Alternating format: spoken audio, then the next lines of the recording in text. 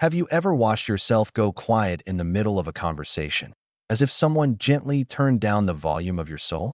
One moment you are present at the table, the kettle is singing in the kitchen, forks are tapping against plates, and people are tossing words like warm rolls from hand to hand.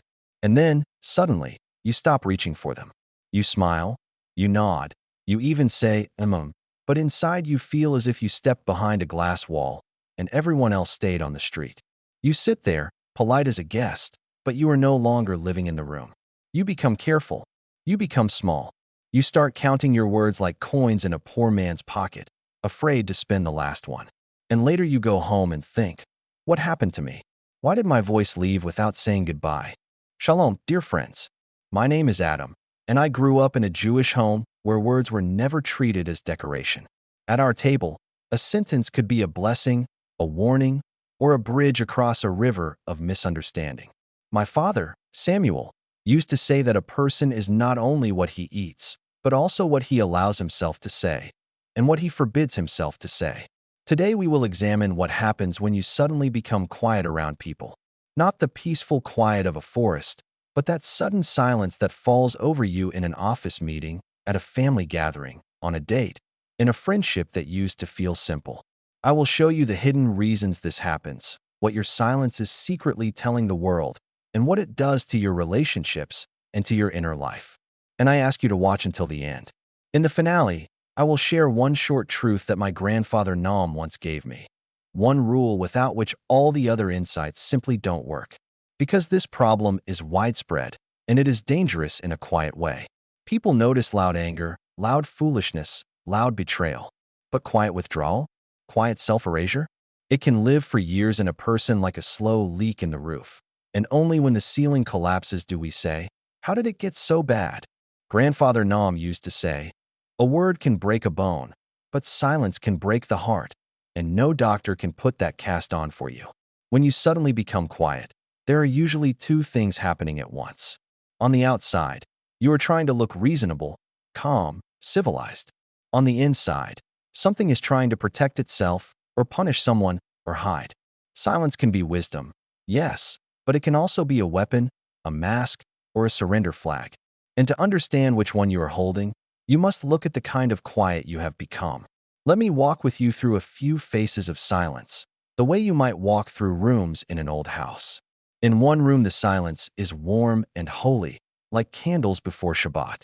In another room, it is cold and damp, like a basement where nobody goes. And if you can name the room you are in, you can find the door out. The first kind of silence I call the silence of wounded pride. It looks dignified from far away, almost noble. You sit straighter, your face becomes smooth, you stop arguing, you stop explaining, you stop asking for anything. People might even say, look how mature you are. But inside, pride is licking its wound, and it has decided, if I cannot be honored, I will be untouchable. You know this silence. It appears after someone interrupts you one too many times, jokes at your expense, forgets your birthday, takes credit for your work, or looks past you as if you were furniture. And instead of saying, that hurt me, you close the shop. The lights are still on, but the door is locked. In everyday life, it sounds like very small phrases, and that is what makes it so easy to miss. It's nothing. Forget it. Do whatever you want. No, I'm fine. Don't worry about me. Or you stop offering opinions and you say, whatever you think. You answer in short pieces, as if each word costs you interest. Sometimes you don't even use phrases. You use gestures. You smile without your eyes. You scroll your phone at the dinner table. You make yourself busy with the salt shaker, the napkins, the window, anything except the people. You become present in body, absent in spirit, and you call it self-control. But what are you actually saying to the world when you go quiet from wounded pride? You are saying, you don't deserve access to my real self. And you are also saying, if I cannot win your respect, I will make you feel my absence. It is a silent punishment. It is also a silent confession that you believe your value depends on how you are treated in that moment. My father, Samuel, used to tell me, Adam, pride is a thin coat for winter. It looks nice, but it doesn't keep you warm. And Grandfather Naum would add, if you become silent to look tall, you will shrink anyway, because you stopped standing on truth. The damage of this silence is simple. It turns a relationship into a courtroom where nobody speaks. Only sentences are served. Respect does not grow there. Love does not grow there. Only distance grows. I remember a man named David, about 40, who worked in an office not far from where I once consulted.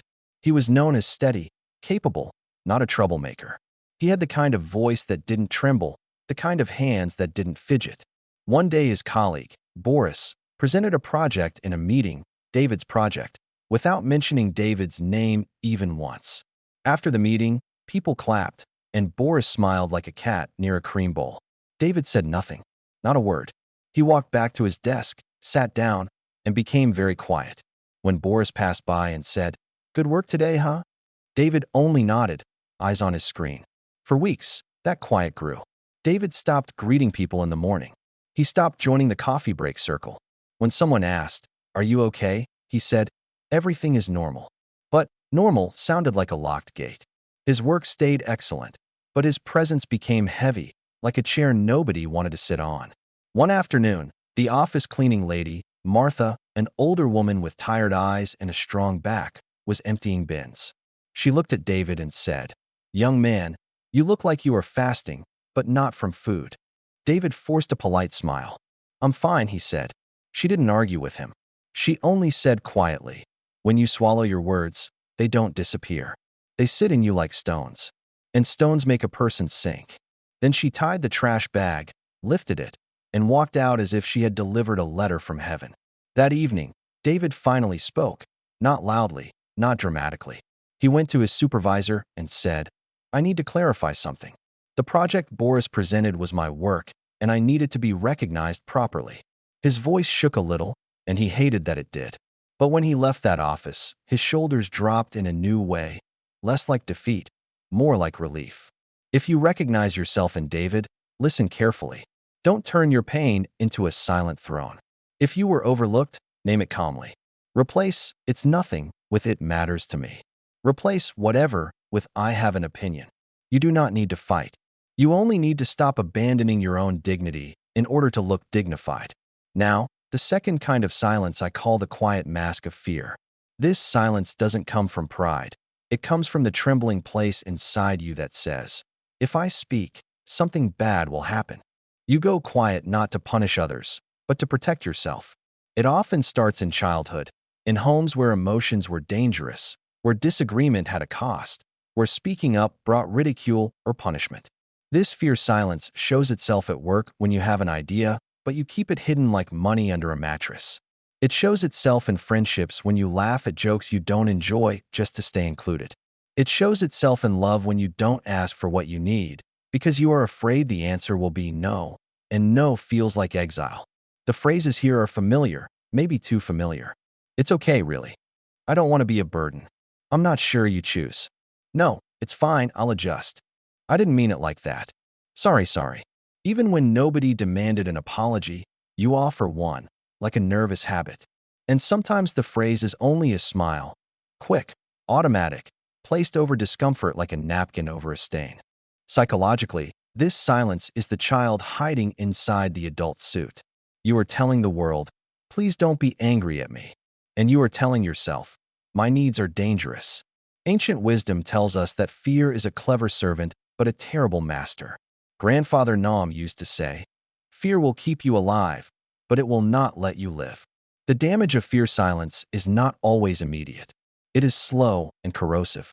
You become easy to overlook because you train people to live without your voice. You begin to resent others for not noticing what you never dared to say. And one day you wake up and realize you have built a life where everyone is comfortable except you. I once knew a young woman named Leah, maybe 28, who lived in a small apartment above a bakery. Every morning the smell of warm bread rose into her rooms, as if life itself was trying to comfort her. Leah worked in a clinic at the reception desk. She was reliable, sweet, and invisible in the way a person can be invisible while still standing right in front of you. Her manager, Haim, wasn't cruel, just careless. He would change her schedule without asking. He would add tasks with a smile. "Leah, you're so good at this. Just do it, okay?" And Leah would answer, "Sure, no problem." But her eyes would flicker like a candle in a draft. One day, a new colleague started, a confident woman named Dina. Dina watched for a week, and then she said to Leah during lunch, "Why do you let him pile everything on you?" Leah shrugged and said, "It's okay. It's not worth making trouble." Dina leaned closer. "Trouble for whom?" she asked. That question landed like a pebble in a still pond. Leah didn't answer. She only stirred her soup again and again, as if she could dissolve the feeling. But later that week, Leah went home exhausted, sat on her bed, and cried in the quiet that had become her only honest friend. That Shabbat, Leah visited her grandmother, an older aunt-like figure she called Grandma Rachel.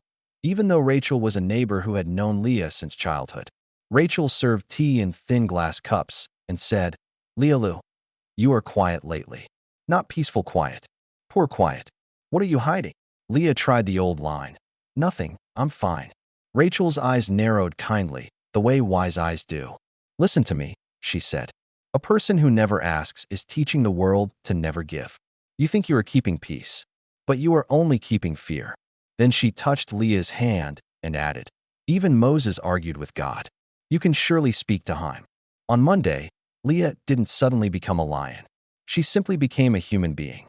When Haim changed her schedule again, she said, calmly, "Haim, I need you to ask me before changing my hours. I can't keep adjusting at the last minute." Haim blinked, surprised, then said, "Oh, okay. I didn't realize." And just like that, Leah's life did not collapse. The world didn't punish her for existing. If this is your silence, your simple action is this: practice one honest sentence a day. Not a speech, not a confrontation. One sentence. "I can't do that today. I need time to think." That doesn't work for me. Your fear will protest. But remember, fear always protests at the border of your growth. The third kind of silence I call the polite disappearing act. This one is subtle because it wears good manners like a clean shirt. You become quiet around people not because you are afraid of them and not because your pride is wounded, but because you have trained yourself to be easy. You have mistaken being loved with being low maintenance. You have learned to survive by not taking up space. This silence appears in families especially. At the table, you let others choose the topic, the mood, the truth. You become the listener, the helper, the one who smooths things over. In the office, you say yes to tasks that should not be yours. In friendships, you become the therapist, the shoulder, the dependable one, until you realize nobody has asked how you are doing in months. The phrases of polite disappearing are almost beautiful, and that is the tragedy. Whatever you prefer. I don't mind. It's not important. You go ahead. I'll manage. As long as everyone is happy. I don't want to make this about me. And the biggest one, the one that sounds like virtue but often hides a wound. It's okay. I'm used to it. What are you telling yourself here? You are saying, my presence is only acceptable if it is useful. You become a candle that burns for everyone else, and then you feel guilty when the wax runs out.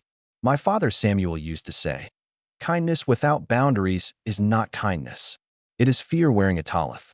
And grandfather Naum would say, a person who is always fine is often not fine at all. He is just trained. The damage is that you slowly lose your own preferences, your own flavor.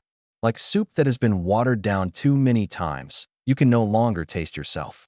And then, because humans are strange, you might start feeling irritated at others for not seeing you, when you have been actively hiding behind politeness.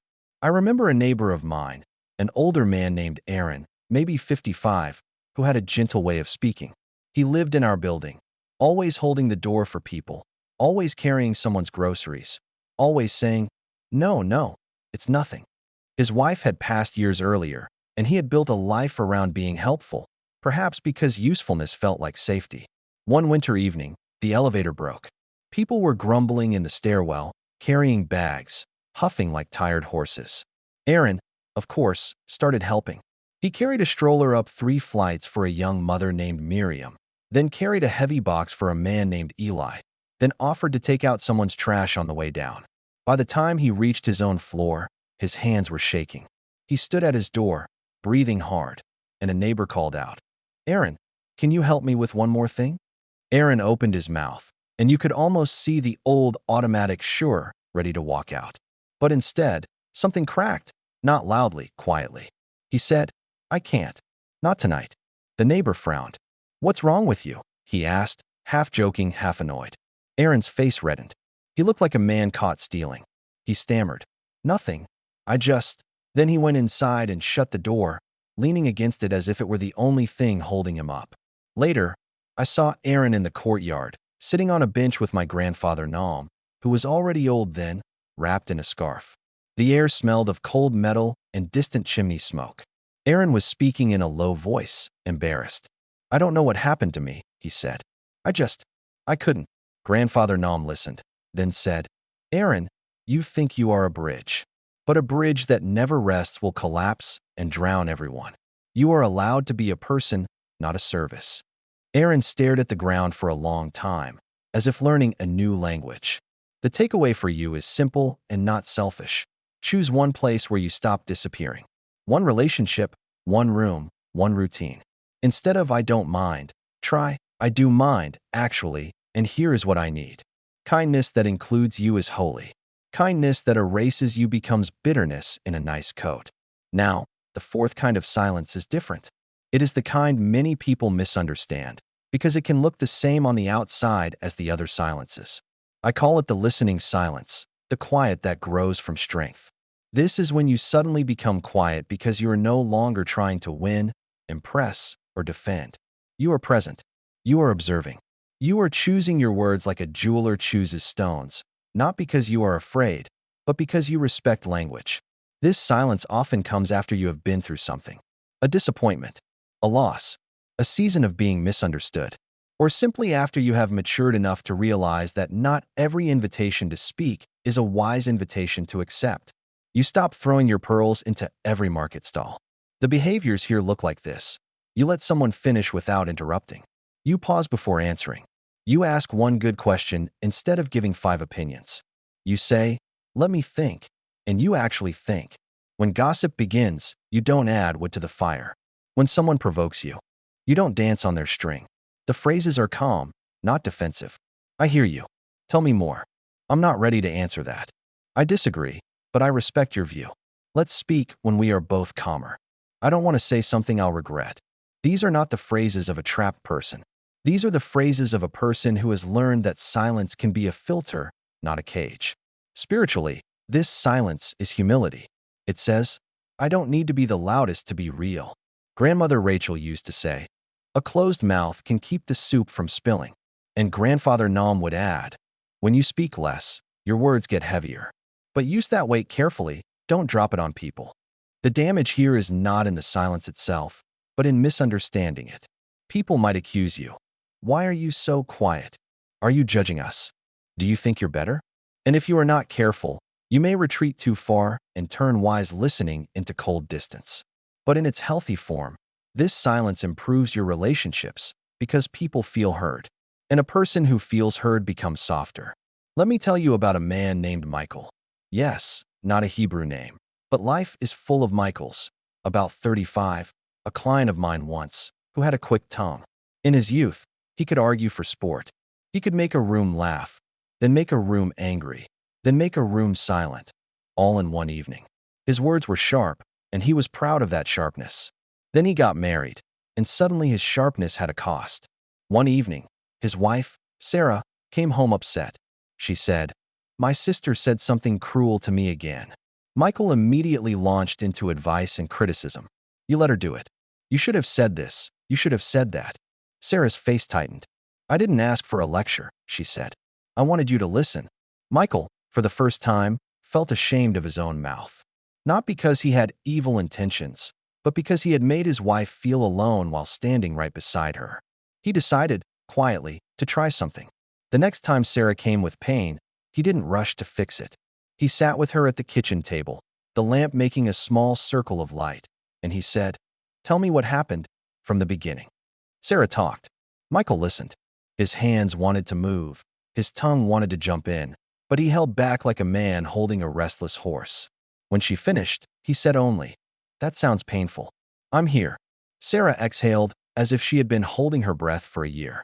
Later she said, "When you didn't interrupt, I felt like you chose me over your cleverness." Michael told me this story with surprise in his eyes. "Adam," he said, "I thought silence was weakness, but it changed my marriage." And I told him what my father Samuel once told me. Sometimes the bravest thing you can say is nothing, because you refuse to make the moment about your ego. If your sudden quiet is this kind of silence, honor it. But keep it warm. Let your eyes be kind. Let your posture be open. Let people feel that you are quiet because you are present, not because you are gone. Now we come to the fifth kind of silence, the one that worries me most. I call it the quiet that becomes a wall. This is when your sudden quiet is not a moment, but a pattern. You stop speaking, not only in difficult situations, but in ordinary ones. You stop sharing your thoughts. You stop making plans out loud. You stop reaching out. And slowly, without announcing it, you begin to live as if you are alone, even when you are surrounded. This silence can begin with pain, with burnout, with disappointment. It can begin after betrayal, when trust feels expensive. It can also begin after too many small humiliations, too many times of not being chosen. And then your inner world says, enough. We will not risk anything anymore. So you retreat into yourself like a turtle into its shell, and you tell yourself it is safer there. The phrases here become bleak. It doesn't matter. Nobody cares. What's the point? I'm tired. I don't know. Or you stop answering messages at all. You read them, you stare at them, and you let them die on the screen. When someone asks, do you want to come? You say, maybe, and maybe becomes no, without the courage of honesty. What is this silence telling the world? It is saying, I have stopped believing in connection. And what is it telling you? Hope is too risky. Grandfather Nam used to say, a person can survive without bread for a while, but not without hope. Hope is the bread of the soul. When silence becomes a wall, it blocks not only pain, but also joy. It blocks insult, yes, but it also blocks laughter. It blocks disappointment, but it also blocks love. I saw this once in a man named Ben, about 42, who worked with his hands, repairs, installations, small home projects. He was the kind of person who could fix a door that never closed properly, and he seemed proud of that usefulness.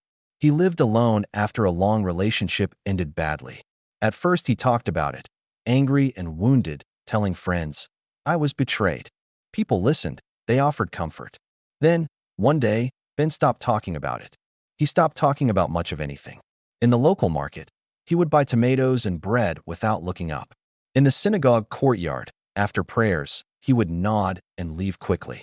His friend, Yossi, not the famous Yossi from stories, just a simple Yossi, invited him for dinner. Ben said, another time. Another friend, Rivka, asked, Ben, are you all right? Ben said, I'm fine, but it sounded like a door locking. One rainy evening, there was a power outage in the neighborhood. People gathered in the hallway with candles, because what else can you do when darkness visits? Someone made tea on a gas burner. The air smelled of wax and wet coats. Ben stood apart, silent as a shadow. An older neighbor, a widower named Shlomo, approached him. Shlomo had the kind of face that had seen seasons. He didn't ask, what's wrong? He simply held out a candle and said, here, take one. In the dark, everyone needs something to hold. Ben hesitated, then took it. They stood for a moment, watching the small flame struggle and succeed. Shlomo said quietly, Ben, you know what happens when a man builds a wall. He thinks he is keeping enemies out, but he forgets he is also keeping himself in. Ben's jaw tightened. He looked away. I don't need anyone, he muttered. Shlomo nodded, not offended. That's what a wounded person says, he replied. A healthy person says, I choose carefully. There is a difference. The power came back later, lights flickered on, people cheered. But Ben's face stayed serious, because something had lit up inside him that was not so easy to switch off. A week later, Ben did something small but brave. He replied to a message. Not with a paragraph, just with a sentence. I've been isolating. Can we talk? And that sentence was a crack in the wall. Not the full repair, but the beginning of air coming in. If you recognize yourself here, your action is not to become suddenly social, like a person trying on a costume. Your action is smaller and more realistic. Choose one human connection and make one honest reach. One call, one invitation, one message that says, I've been quiet because I'm struggling. It will feel risky. But remember, the wall protects you from pain by imprisoning you with it. Now, as you listen to these different silences, the wounded pride, the mask of fear, the polite disappearing, the strong listening, the wall of isolation, you may have felt something uncomfortable. because they all look similar from the outside. A quiet person is a quiet person, but inside, the reasons are as different as hunger and fasting, as grief and peace. And here is the bridge we must cross together. All these silences, the harmful ones especially, are united by one root: a broken relationship with your own inner truth. Either you don't trust it, or you don't value it, or you are afraid of what it will cost you, or you have stopped believing anyone will receive it. Your voice is not only sound. Your voice is your permission to exist. And now, as I promised at the beginning, I will say those very words that Grandfather Naum once told me in a way I remembered for the rest of my life. I was young, maybe 17, sulking in a corner after an argument at home, refusing to speak because I wanted someone to chase me, to prove they cared. He sat beside me, smelled of old wool and peppermint tea, and he said it simply, without drama. He said, "Adam, silence is either a bridge or a barricade. A wise man uses it to understand. A wounded man uses it to disappear." That's the formula, dear friend, and it is only 2 sentences, but it can save years. If your quiet helps you listen, choose words carefully, and keep your heart open, it is a bridge. If your quiet is meant to punish, to hide, to erase yourself, or to lock out the world, it is a barricade. Life changes when you start asking yourself, in the moment you go quiet, am I building a bridge right now, or am I building a wall? Because the body knows the answer. Your chest will tell you. Your breath will tell you. Your stomach will tell you. We walked today through a house of silences. We saw the room where pride sits with folded arms, pretending it doesn't care. We saw the room where fear whispers, "Don't speak, it's not safe." We saw the room where politeness erases you with a smile. We also saw the bright room where quiet becomes listening, where fewer words carry more kindness. And we visited the cold room where silence becomes a wall and hope starts to starve. The conclusion is as simple as bread on the table. If you keep breaking your own voice into crumbs, you will live on crumbs of respect, of intimacy, of joy. But if you learn to speak from truth and to be quiet from strength, your life becomes whole again, like a loaf you can actually share. What comes from your lips, and what you refuse to let come from your lips, returns to your destiny, your family, your friendships, your peace. If these words resonated in your heart, give this video your support. Press like so it can find the people who are quietly suffering and don't know why. Subscribe to the channel so you don't get lost, and so our circle of conversation keeps growing, warm and honest. And write to me in the comments.